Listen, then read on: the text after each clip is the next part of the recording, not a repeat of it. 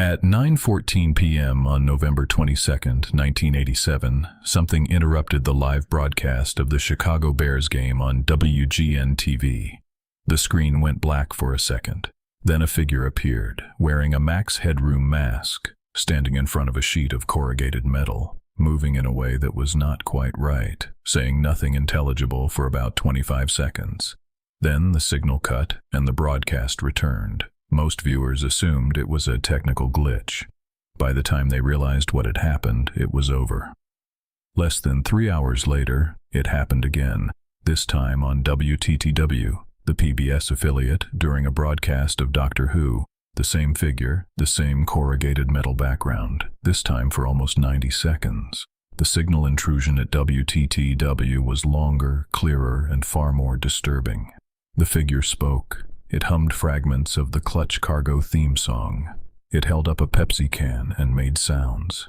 It bent over and was spanked with what appeared to be a fly swatter by someone off-screen who was never seen. It rambled in a distorted voice that investigators found difficult to fully parse. Then it ended. The figure disappeared. The broadcast returned. The FCC opened an investigation the following morning. The FBI was involved. The case became one of the highest priority signal intrusion investigations in American television history at the time. Signal intrusion, hijacking a television broadcast, is not a simple act. In 1987, it required specific technical knowledge and equipment. To override a broadcast, you need to know the transmitting frequency and the location of the transmission tower. You need a powerful transmitter capable of overpowering the existing signal. You need to position yourself within line of sight of the tower, or close to it. You need to know what you're doing.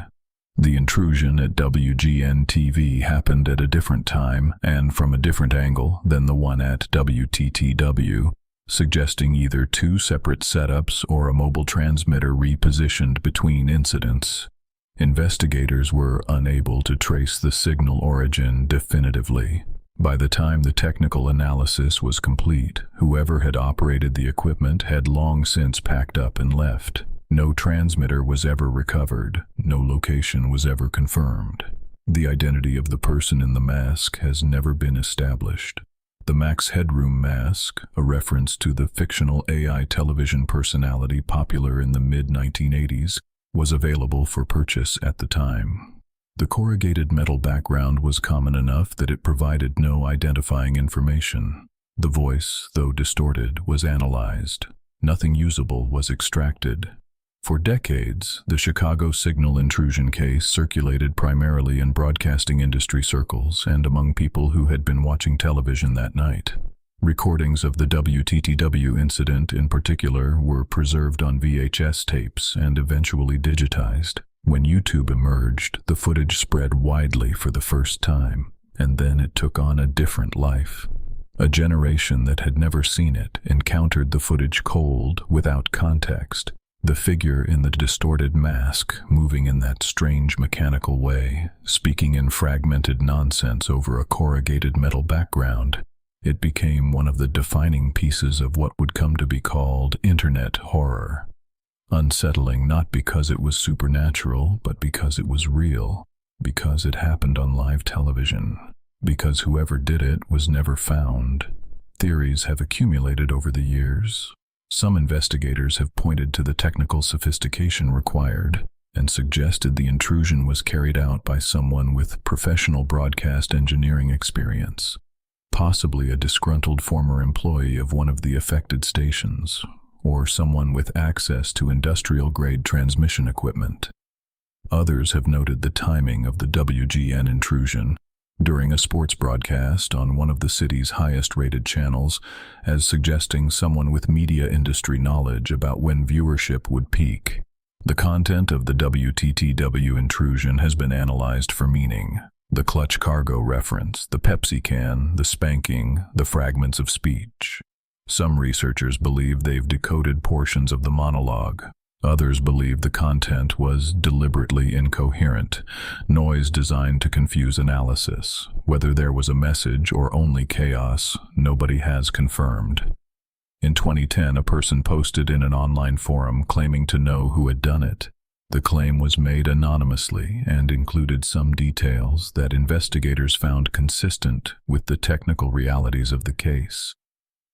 The poster did not identify the perpetrators by name. The post was later deleted. No follow-up information was ever provided. The FCC and FBI officially closed the investigation without an arrest or identification. The case file exists. The broadcasts exist. The original VHS recordings have been digitized and archived. The person or people who did this are by now in their 50s or 60s, or older. If they're still alive, they have never been charged with anything. Signal intrusion carries criminal penalties under FCC regulations. The statute of limitations for the specific charges would have expired long ago. What remains is the footage. 25 seconds on WGN, 90 seconds on WTTW. A figure in a mask in front of corrugated metal doing something for an audience of tens of thousands of people who had no idea they were watching something that would never be explained. The Max Headroom signal intrusion of 1987 is the only case of its kind in American broadcasting history that was never solved. No one was ever identified. No one was ever charged. Somewhere in Chicago, or wherever they ended up, the people who hijacked 2 live television broadcasts on a November night know exactly who they are. They've never told anyone. They probably never will.